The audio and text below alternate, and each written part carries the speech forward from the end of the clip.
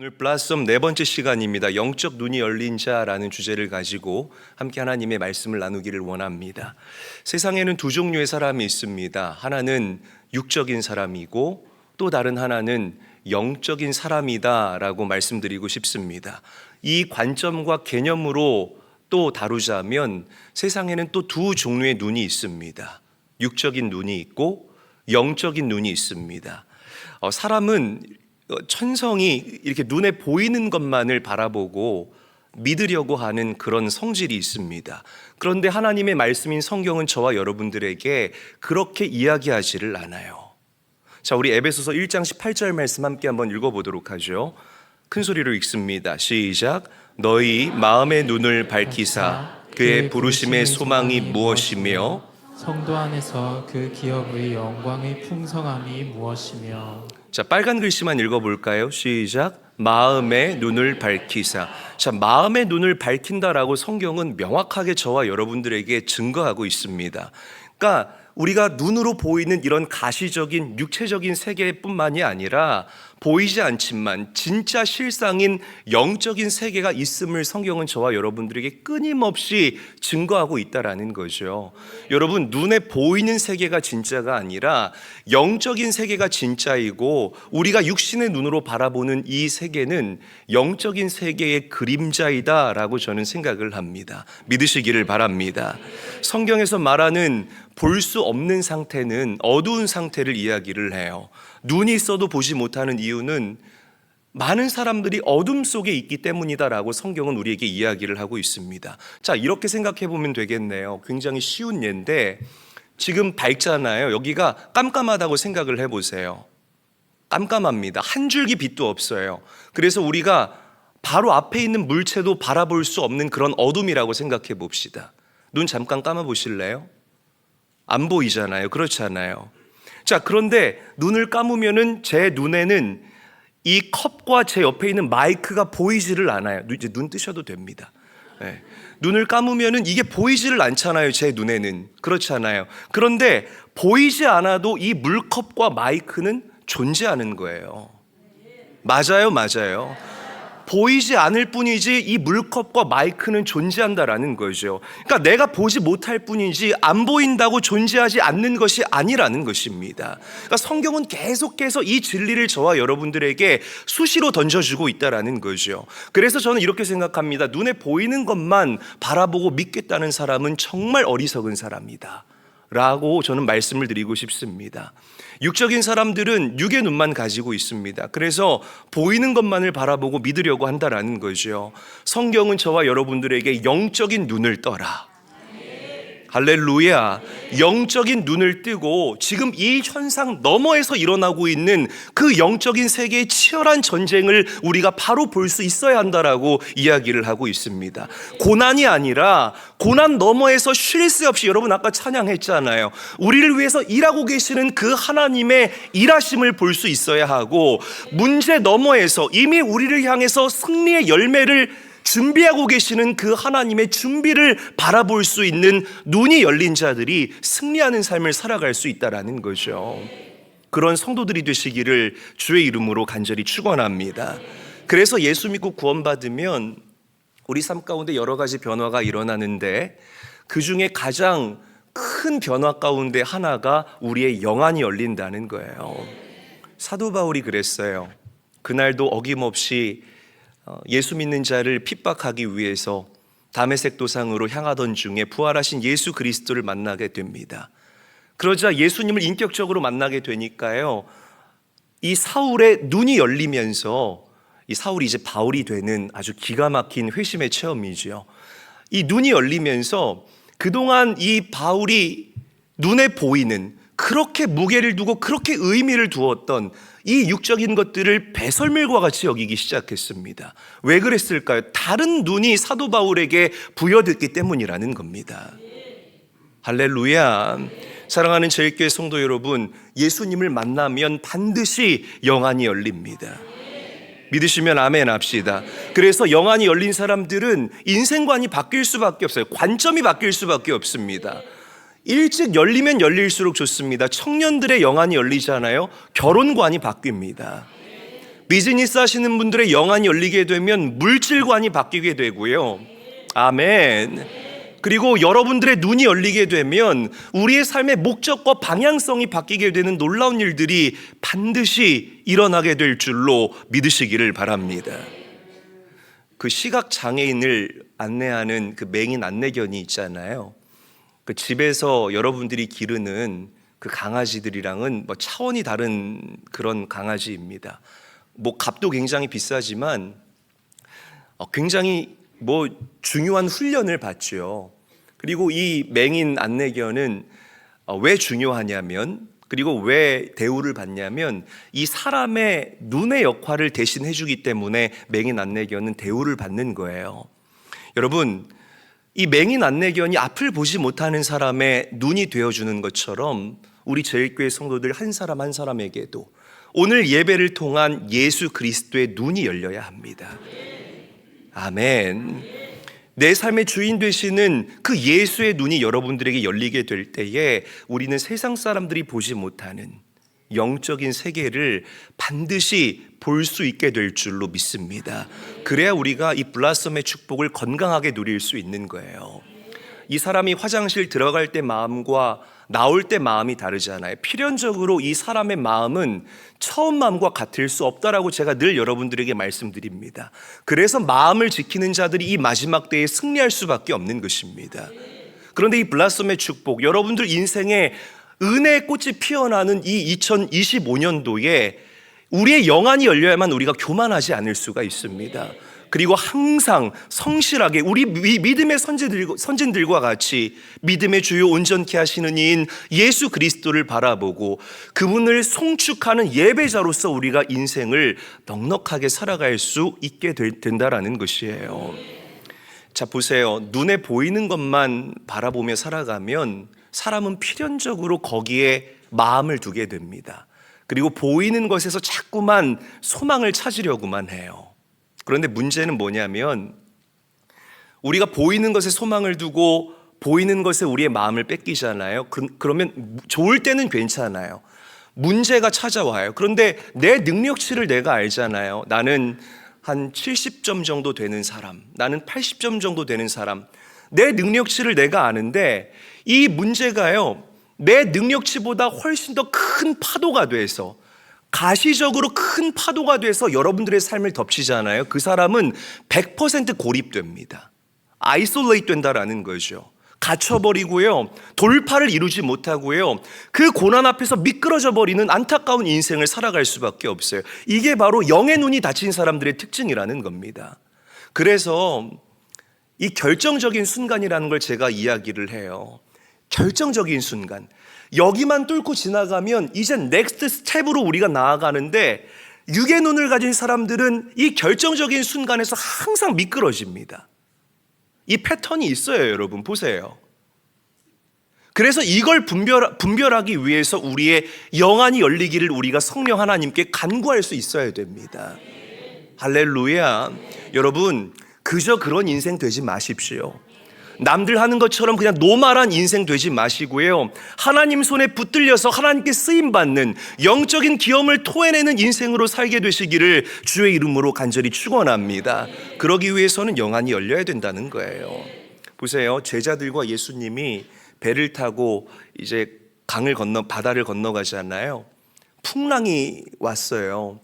똑같은 문제입니다. 예수님에게도 풍랑은 문제이고 제자들에게도 풍랑은 문제예요. 그런데 똑같은 문제 앞에서 예수님은 편안하게 주무시고 제자들은 막 호들갑 떨고 난리가 난 거예요. 어머, 어떻게 우리 이제 죽게 됐다. 아니, 저분은 왜 저기서 저렇게 편안하게 잠만 자고 있느냐. 왜 그랬을까요? 눈이 달랐기 때문에 그런 거예요. 할렐루야. 눈이 달랐기 때문에 그런 거라고요, 여러분. 그래서 나중에 제자들이 고백하잖아요. 저가 누구이기에 파도에게 명할 때에 파도가 잠잠해지는가. 놀라서 이야기를 한다라는 겁니다. 사랑하는 제일교회 성도 여러분, 우리를 조명하시는 분은 성령 하나님이십니다. 질그릇 같지만, 아직 완전하지 않지만 여러분들의 속사람이 아직 온전하지 않지만 그럼에도 불구하고 성령의 도우심을 간구하고 성령 하나님을 나의 마음 가운데에 담아낼 때에 우리는 그분의 조명하심으로 밝히 보고 밝히 깨닫는 은혜를 경험하게 될 줄로 믿습니다. 그 은혜가 오늘 예배하는 여러분들 모두에게 넘치도록 깃들게 되시기를 주의 이름으로 간절히 축원합니다.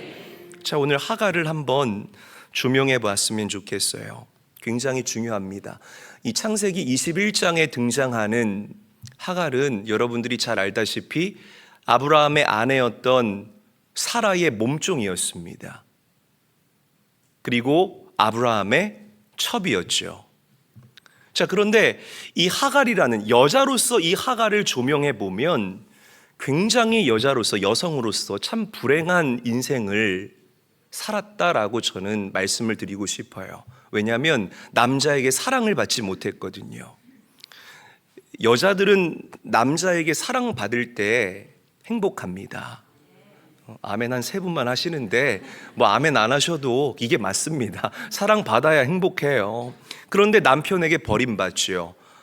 막 이 자신의 주인인 사라가 핍박하죠. 그런데 왜 자꾸 고난은 좀 이렇게 텀을 두고 오면 좋은데 왜 이렇게 한꺼번에 뭉쳐서 나를 찾아오는 거야? 집에서 쫓겨납니다. 여기 엎친 데 덮친 격으로 혼자 쫓겨나는 게 아니라 하나뿐인 내 아들 이스마엘과 함께 집에서 쫓겨나게 된다라는 거예요. 얼마나 앞이 막막합니까? 자, 우리 하갈의 이야기를 말씀을 계속 빠르게 읽어 내려가면서 이제 어떻게 이 문제를 돌파하는지를 좀 알아볼 건데요. 창세기 21장 14절 함께 한번 읽어볼게요. 한 목소리로 읽습니다. 시작. 아브라함이 아침에 일찍이 일어나 떡과 물 한 가죽 부대를 가져다가 하갈의 어깨에 메워주고 그 아기를 데리고 가게 하니 하갈이 나가서 브엘세바 광야에서 방황하더니. 자, 빨간 글씨를 보면 떡과 물 한 가죽 부대라고 했어요. 이것은 아주 한정적이고 제한된 공급을 상징하는 거예요. 그리고 브엘세바 광야가 상징하는 것은 무엇이냐면 단절, 아까 제가 말씀드렸던 것, 고립, isolate, 굉장히 아주 극심한 고통과 고난을 상징하는 것입니다. 여러분 보세요. 광야에서는 우리의 능력치가 제로가 된다라고 제가 누누이 말씀드렸잖아요. 내 스스로의 힘으로 경작해서 그것을 벌어 먹을 수 있는 곳이 아니라는 겁니다. 단절된 곳, 철저하게 고립된 상황. 여러분 오늘 이 하갈과 같이 고립된 상황 가운데에 놓인 성도님들이 계신다면 하나님의 위로가 그들과 함께 있기를 축복합니다. 하나님이 반드시 여러분들 위로하실 것입니다. 자, 하갈이 불쌍한 이유는 광야로 내몰렸기 때문이라는 거예요. 거기에다가 가지고 있는 건 떡과 물 한 가죽 부대, 이게 전부라는 겁니다. 이제 이게 떨어지면 죽을 수밖에 없는 그런 인생이라는 거예요. 그런데 여기서 끝이 아니에요. 자, 우리 15절 말씀 함께 한번 읽어볼게요. 시작. 가죽 부대의 물이 떨어진지라 그 자식을 관목 덤불 아래에 두고. 자, 물이 어떻게 됐다고요? 떨어졌다는 거예요. 어머, 물 요거 하나 있는데 요것도 떨어졌네. 성경에서 말하는 물은 생명을 상징합니다. 물이 다 떨어졌다는 것은 이제 필연적으로 죽을 수밖에 없다라는 거예요. 사람이 이 곡기는 이렇게 끊어도 한 2주, 3주까지는 살아요. 그런데 물은 3일만 우리 안에 공급되지 않으면 사람이 죽습니다. 그래서 여러분들 뭐 40일 금식기도 하는 사람들도 이렇게 보면 주변에 있잖아요. 그러니까 곡기는 괜찮다고요. 근데 물은 안 된다는 거죠. 물이 떨어진지라 게임 오버라는 겁니다. 근데 여기서 끝나지 않아요. 읽어볼게요. 16절 말씀 한 목소리로 읽습니다. 시작. 이르되 아기가 죽는 것을 참아 보지 못하겠다 하고 화살 한바탕 거리 떨어져 마주 앉아 바라보며 소리내어 우니. 보세요. 광야예요. 철저하게 고립되어 있는 상황입니다. 도저히 돌파구가 보이지를 않는다라는 거죠. 그런데 떡도 떨어지고 물도 떨어졌어요. 그런데 거기서 끝나지 않고 내 사랑하는 아들 이스마엘이 죽게 생긴 겁니다. 여러분, 이 부모가 돼가지고요, 자식 죽어가는 모습을 맨정신으로 지켜볼 수 있는 부모가 이 세상에 어디 있겠습니까? 그래서 이 이스마엘이 죽어가는 걸 차마 가까이서 두고 볼 수 없으니까 멀찌감치 떨어져서 그냥 하나님께 소리내서 우는 거예요. 하나님, 내 인생 왜 이러죠? 하나님, 내 아들 지금 죽어가고 있는데 하나님, 나 너무 불쌍한 것 같아요. 왜 고난은 이렇게 텀을 두고 찾아오지 않고 엎친 데 덮친 데 또 덮친 격으로 왜 이렇게 나를 힘들게 하는 겁니까? 막 이 어미가요, 막 이게 맨정신이 아니라 막 거의 반쯤 정신이 나가서 하나님께 지금 외치고 울부짖고 있다라는 거죠. 책에서 보니까 자식을 사랑하는 엄마의 마음과 아빠의 마음이 다르대요. 아빠의 마음은 엄마의 마음에 3발의 피도 안 된다고 합니다. 제가 이걸 읽으면서 좀 서운한 거예요. 나도 우리 다니엘 정말 많이 사랑하는데, 나도 우리 다니엘 간이식 수술 내 거 맞으면 나도 줄 수 있는데, 뭐 대신 죽는 건 좀 생각해 봐야 되겠지만, 근데 엄마는 이 여자는 남자랑 비교할 수 없다는 거죠. 근데 엄마가 아들이 죽어가는 이 모습을 바라본다. 여러분 상상해 보세요. 우리 여성들 공감이 갈 거예요. 우리 남성들은 눈 꿈뻑꿈뻑하고 계시는데 우리 여성들은 벌써 눈에 눈물이 그렁그렁해요. 지금 보니까 이게 엄마의 마음이에요. 지금은 하나님의 부르심을 받은 그 안산제일교회의 고훈 목사님이라고 계세요. 이분은 목회도 굉장히 잘 하셨지만 시인으로 굉장히 유명하신 분입니다. 그런데 한 번은 이분이 70이 넘어서 이제 은퇴를 하시고 원로가 되셔서 강대상에서 메시지를 전하는데, 참 이분의 언어와 그리고 이분의 그 감수성은 굉장히 훌륭하고 뛰어납니다. 어머니에 대해서 회고하시면서 70 넘은 이 어르신이 막 우시는 거예요. 뭐라고 말씀하셨냐면 이렇게 말씀하셨습니다. 우리 어머니는 동태찌개를 끓여오셔서 저에게 살을 발라주셨습니다. 제가 엄마도 좀 들어요 라고 하면 우리 어머니는 나는 살 안 좋아해, 나는 눈알이랑 뼈다귀가 좋더라 라고 하시면서 눈알과 뼈로 밥을 드셨습니다. 제가 암에 걸렸을 때 저를 위해 눈물로 기도하시는 노모의 기도를 들었습니다. 하나님, 차라리 제 생명을 걷어가시고 내 아들, 내 사랑하는 아들을 살려주세요. 하나님, 저는 이제 살 만큼 살았으니 이제 막 시작인 저 아들에게 내 생명을 옮겨주시고 차라리 저를 지금 데려가 주세요. 저는 이렇게 어머니의 사랑으로 살았습니다. 이 이야기를 하면서 막 70이 넘으신 이 어르신이 막 이 눈물을 흘리면서 그렇게 우시는 거예요. 왜 그랬을까? 그 어머니의 사랑이 이 고훈 목사님 마음에 전해졌기 때문이 아닐까라고 저는 생각을 해봅니다. 여러분, 하갈이 이런 마음이었던 거예요. 내 아들이 죽어가는데 나는 이 브엘세바 이 광야에서 죽어도 it's okay. 그런데 내 사랑하는 이스마엘은 여기서 죽게 내비둘 수 없지. 하나님, 제발 나 좀 도와주세요. 하나님, 제가 너무 철저하게 고립되어 있습니다. 아이솔레이트되어 있습니다. 이 고립을 돌파할 수 있도록 하나님, 제발 나에게 돌파구를 허락해 주세요. 여러분, 그런데요, 정말 감사한 건 하나님께서 이 하갈의 통곡을 들으십니다. 그리고 이스마엘의 신음소리를 들으십니다. 할렐루야. 자, 우리 굉장히 힘이 되는 말씀인데 함께 한번 읽어볼게요. 19절 말씀이에요. 한 목소리로 읽습니다. 시작. 하나님이 하갈의 눈을 밝히셨으므로 샘물을 보고 가서 가죽 부대에 물을 채워다가 그 아이에게 마시게 하였더라. 자, 빨간 글씨만 다시 읽어볼게요. 시작. 하갈의 눈을 밝히셨으므로 샘물을 보고. 저를 따라합니다. 하갈의 눈을 밝히셨다. 더 크게 따라합니다. 하갈의 눈을 밝히셨다. 그래요. 이게 중요한 거예요. 철저하게 고립되고 이제는 막 두 손 두 발 다 쓸 수 없는 그런 상황인데 하나님께서 하갈의 그 부르짖는 눈물의 기도를 들으시고 하갈의 눈을 밝히시고, 할렐루야, 그 브엘세바 광야 가운데에서 샘물을 보게 하셨다. 물은 생명이라고 제가 말씀드렸잖아요. 그 철저하게 고립된 그 상황 가운데서 눈을 열어 살 수 있는 그 샘물을 하나님께서는 하갈에게 보게 하시고 선물하시고, 부어주셨다는 것입니다. 여러분, 우리 하나님은 고립된 상황 가운데서 여러분들의 눈을 열어서 돌파구를 보게 하시는 하나님이라는 이 진리를 믿으시기를 바랍니다. 낙심하지 마세요, 여러분. 절망하지 마세요. 좌절하지 마세요. 철저하게 고립되어진 것 같은 그런 하갈과 같은 처지에 놓여 있다 할지라도 우리 기도해야 됩니다. 하나님, 내 눈을 열어주시옵소서. 와이드 오픈 크게 열어주시옵소서. 그래서 하나님의 위로인 그 샘물을 내 삶 가운데에 보게 하여 주시옵소서. 기도할 수 있어야 된다는 거예요. 이 하나님의 공급을 바라보는 자가 다시 피어나는 인생을 살 수 있어요. 광야에서 여러분 하갈이라는 이 꽃이 얼마나 시들었겠습니까?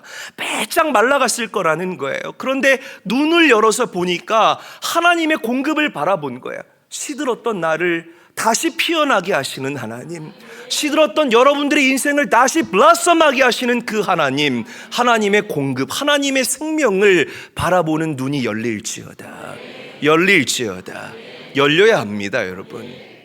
그래야 우리가 살 수 있다라는 것이요. 하나님은 절대로 여러분들의 눈물의 기도를 외면하지 않아요. 그리고 반드시 여러분들에게 공급하십니다. 그 하나님의 공급을 볼 수 있는 것, 보는 게 당연한 게 아니에요. 보는 것은 은혜입니다. 옆 사람과 인사할까요? 보는 것은 은혜입니다. 옆 사람과 다시 인사합니다. 아, 눈 좀 떠요. 우리 영적인 눈을 뜹시다. 인사할게요. 사랑하는 저희교회 성도 여러분, 하나님은 여러분들 인생의 비전의 샘물이 되시고 소망의 샘물이 되신다는 사실을 믿으시기를 바랍니다. 문제 누구나 있어요.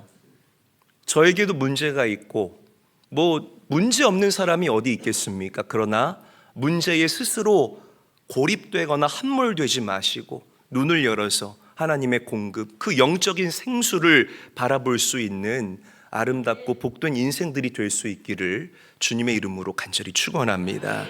자, 또 다른 고립된 상황에 놓인 사람이 있어요. 열왕기하 6장을 보게 되면 엘리사가 등장합니다. 이 얘기 여러분들 잘 아시죠?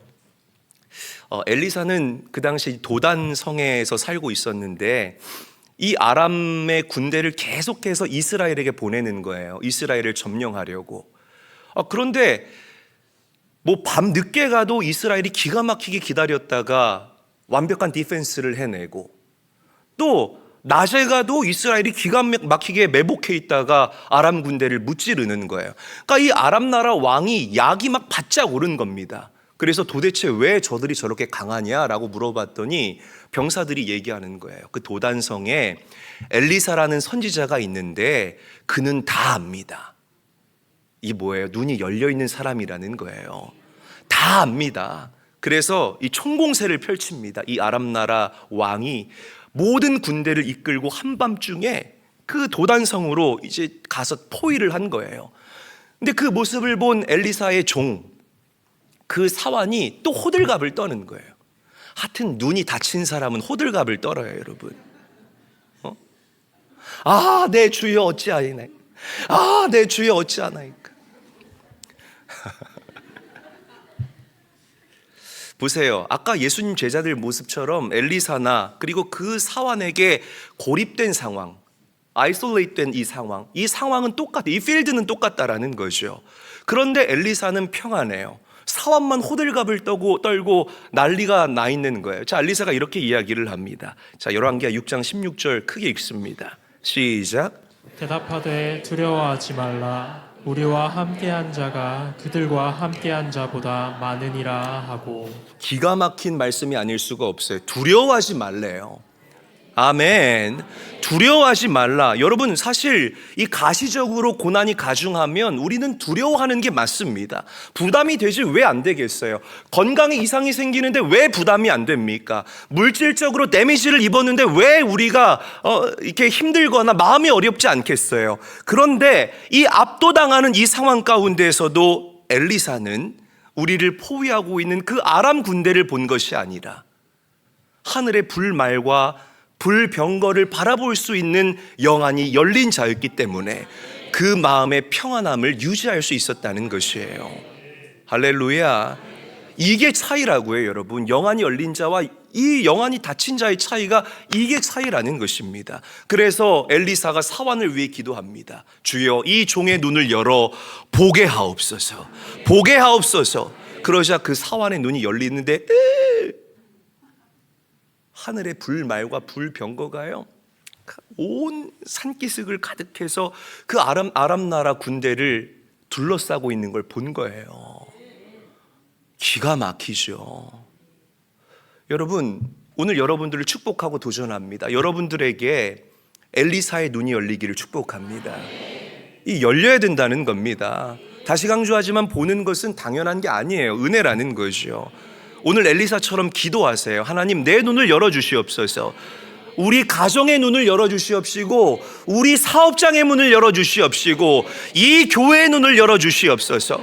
지금 우리 교회 고통당하고 신음하는 성도들이 얼마나 많습니까? 하나님, 고립된 것 같은, 하갈과 같은 그런 막 답답한 상황 가운데 놓인 성도들의 삶의 눈을 열어주시어서 하나님의 공급과 하나님의 위로와 하나님의 도우심을 바라볼 수 있게 하여 주시옵소서. 이 기도가 오늘 여러분들에게 필요합니다.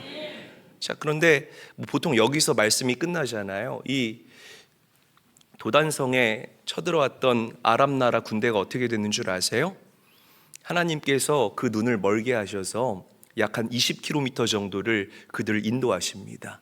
그래서 그들을 다 사마리아 성에다가 몰아놓고 그들이 다 포로로 잡혀요.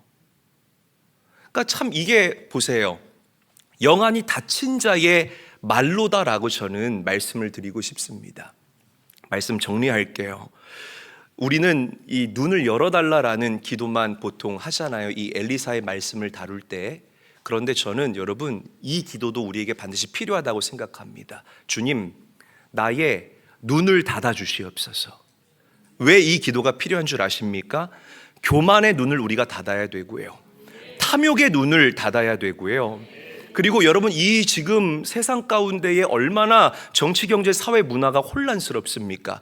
올바른 것은 보고 보지 말아야 될 것은 보지 않는 그 닫힌 눈들이 여러분들에게 또 필요하다라는 거예요. 지혜롭게 하나님께 기도하십시오. 하나님, 내 영안은 열어주시고 내 육의 눈은 닫아주시옵소서. 기도할 때에 하나님께서 여러분들에게 처방하실 것입니다. 블라썸의 축복은 만개하는, 피어나는 이 은혜는요, 그냥 주어지는 게 아니에요. 영적인 실상을 바로 보고, 그리고 그 영적인 전쟁에서 승리하기 위해 주님께부터 떨어지지 않는 자에게 주시는 하나님의 놀라운 선물임을 여러분 기억하시기를 바랍니다. 압도당하는 상황 속에서도 하나님의 보호와 공급을 볼 수 있는 눈을 열어달라고 기도하실 수 있는, 그래서 날마다 승리하는, 제가 정말 사랑하는 우리 제일교회 모든 성도들이 되시기를 주님의 이름으로 축복합니다.